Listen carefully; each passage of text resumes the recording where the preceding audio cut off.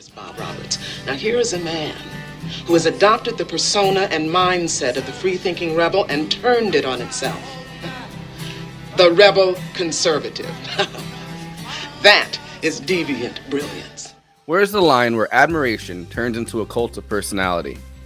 When does political popularity become something more sinister? Bob Roberts takes on these questions 24 years before the MAGA movement would make these questions almost cliche. Last week, we talked about how The Candidate, originally supposed to be a satirization of the way American politics, but the Democratic Party in particular, had become an empty and superficial husk. I say there has got to be a better way.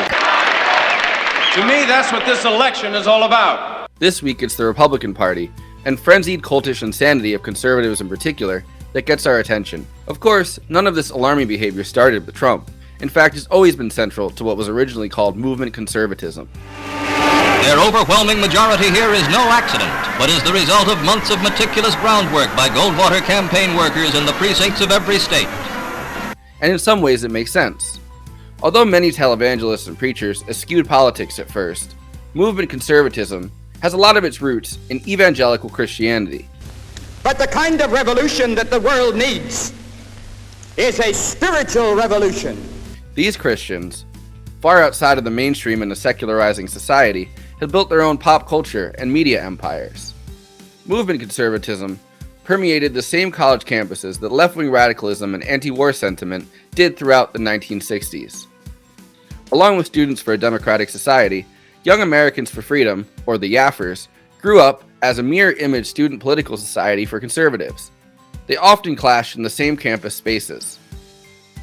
Conservative students read Ayn Rand, Barry Goldwater's Conscience of a Conservative, had their own happenings, political organizations, musical tastes like Pat Boone and Donnie and Marie, and protest movements. Bob Roberts satirizes this obsessive drive conservatives had to create their own counterculture. Conservatism is the new counterculture. But in the 90s, right before Bill Clinton triangulated Democrats to the right. And always twirling, twirling, twirling towards freedom.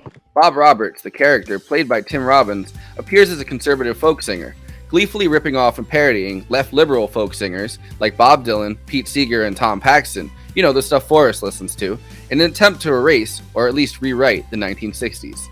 Self-determination. The choice to be what you want to be. And I wanted to be rich. But is it really rewriting it? 4 years before anti-war activists on the left joined the McCarthy and RFK campaigns in droves, young conservatives became Yaffers and dedicated themselves to the ill-fated Goldwater campaign. I would remind you that extremism in the defense of liberty is no vice. Some of Nixon's most savvy operators, from Roger Stone to Pat Buchanan to Roger Ailes, were young conservatives trying to connect Nixon with the zeitgeist he despised, but also craved adoration from. Suck it to me?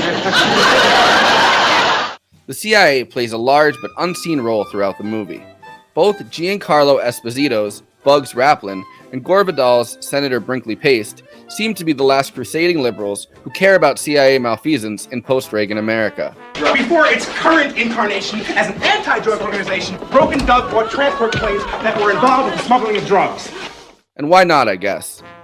The Iran-Contra scandal fizzled out, and George H.W. Bush was a literal CIA director connected to the Kennedy assassination by friend of show Joseph McBride during the 1988 election.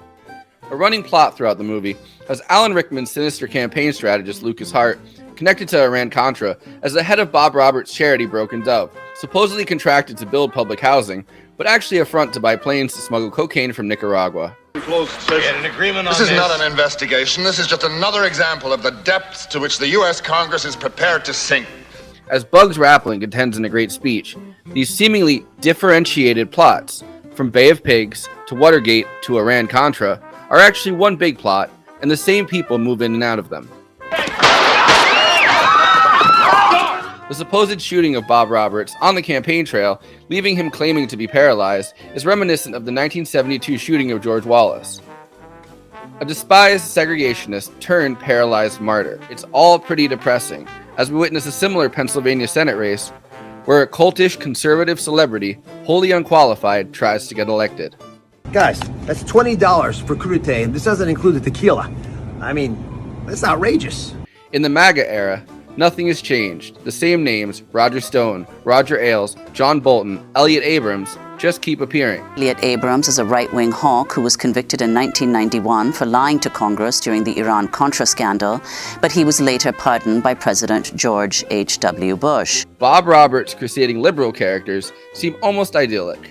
Folks don't realize something. You can't kill the truth. Bob Roberts is not going to be stopped by any bullet. He'll be back, and man, you better watch out, because he's headed straight for Washington.